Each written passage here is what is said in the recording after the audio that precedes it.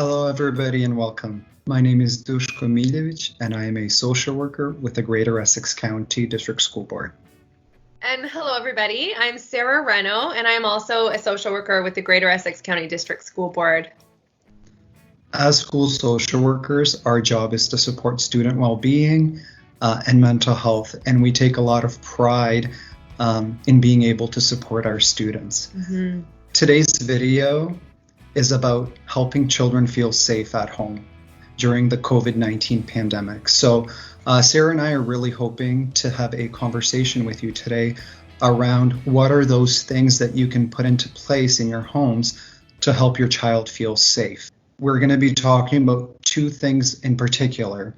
The first one is how to use your relationship effectively to help a child feel safe. And the second is how to create a safe and interesting home environment. We really do hope that you find our video useful. And I'll let Sarah tell you about how to use your relationship effectively. Okay, thank you. When we're talking about using our relationship as caregivers to help kids feel safe at home, we're really talking about two types of safety. Physical safety and emotional safety. So specifically, we're going to be talking about emotional safety when we're talking about using our relationship. So we know that kids need relationships to feel safe.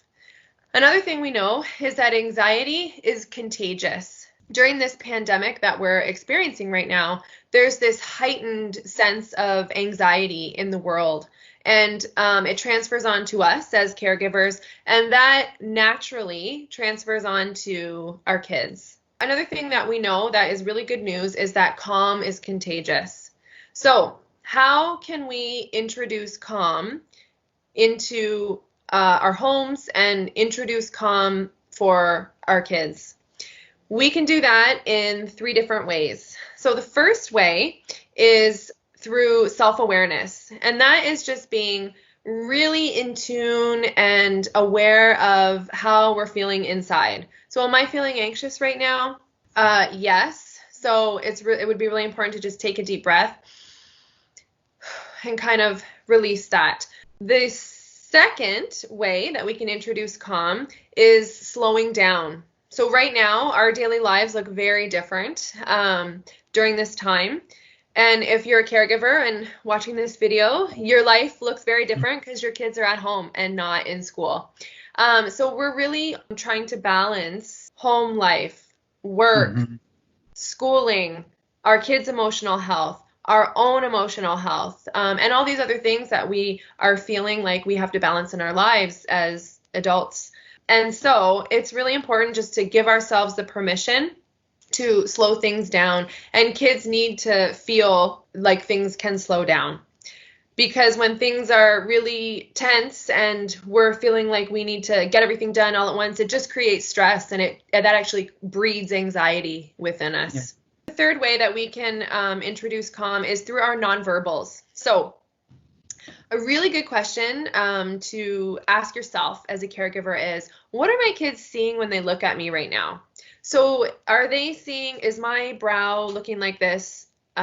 Is my body really tense? Are my shoulders tense? Do I look really stiff right now? And if you do, then just kind of releasing that tension, and that would look just like this, is really important. Another good question to ask is, what are my kids hearing when they are hearing me? So is my voice really high pitched? Am I talking really fast? And those are other signs. Those are going to evoke anxiety or give anxiety. So slowing down and just, again, kind of being aware of what's going on inside. The last point I want to make with respect to introducing calmness through our relationship is accurately interpreting what our kids are needing. And so one of the biggest things right now during this time of heightened anxiety everywhere, kids are going to need more connection than they possibly typically would.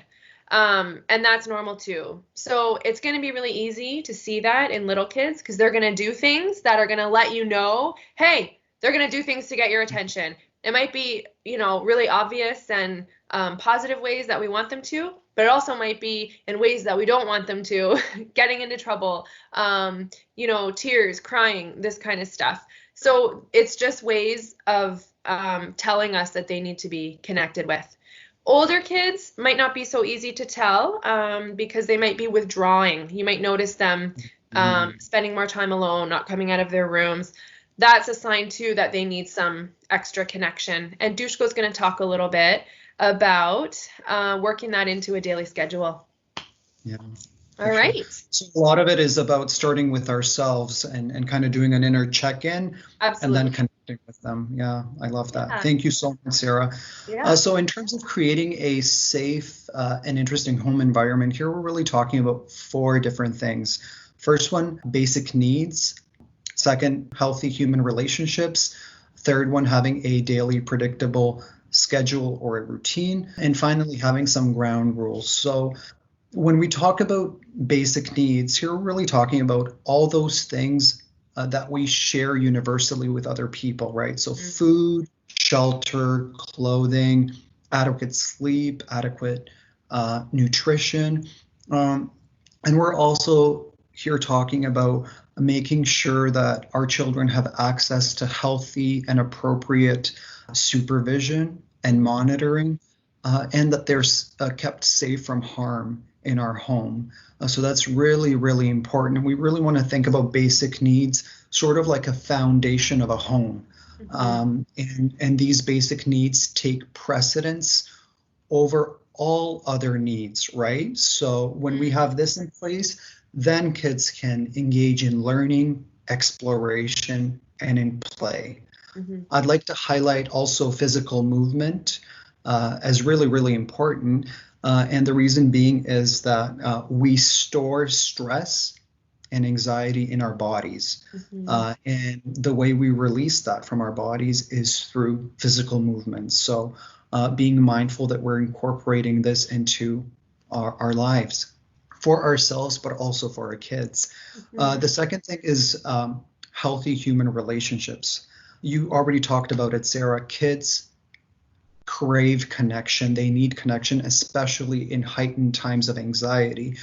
So helping our kids maintain social relationship with their peers and with extended family members, because right now they're probably not seeing them because they're at home. So how can we use technology and different things to make sure that they maintain those relationships? It's going to be really, really important. The third thing is around having a predictable daily routine.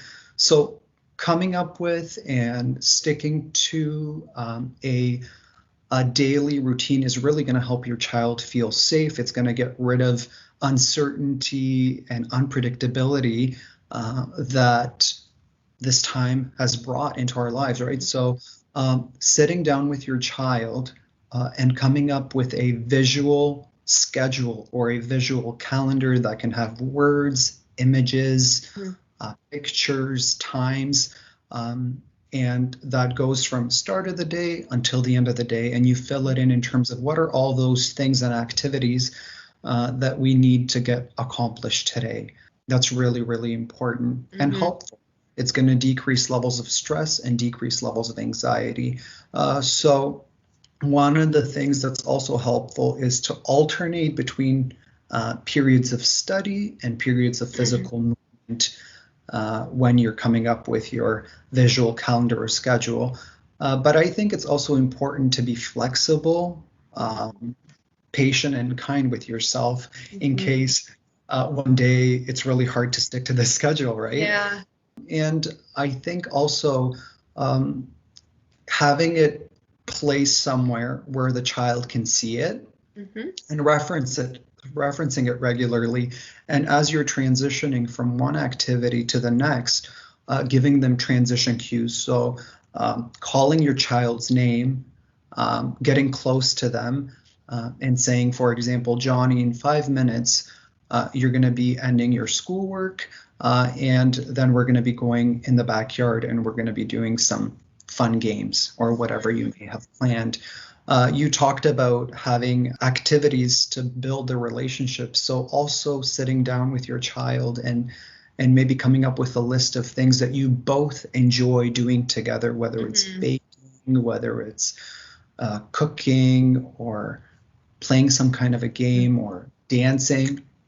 Just coming up with a list and incorporating that into your schedule help your child feel a sense of belonging and a sense of connection with you. So it's really, really important. And then finally, the last thing is having some ground rules in your home. So you already might have some, you might not have some. It just might be kind of an implicit thing where everybody knows what they're supposed to do or how they ought to behave. But having clear rules, having some explicit rules in your home can really be helpful, because kids want to know what we expect of them. They need limits. They need boundaries. And rules can do that, right? So it may be helpful for you to sit down with your family members and say, what are 3 to 5 household rules that we should all follow, right?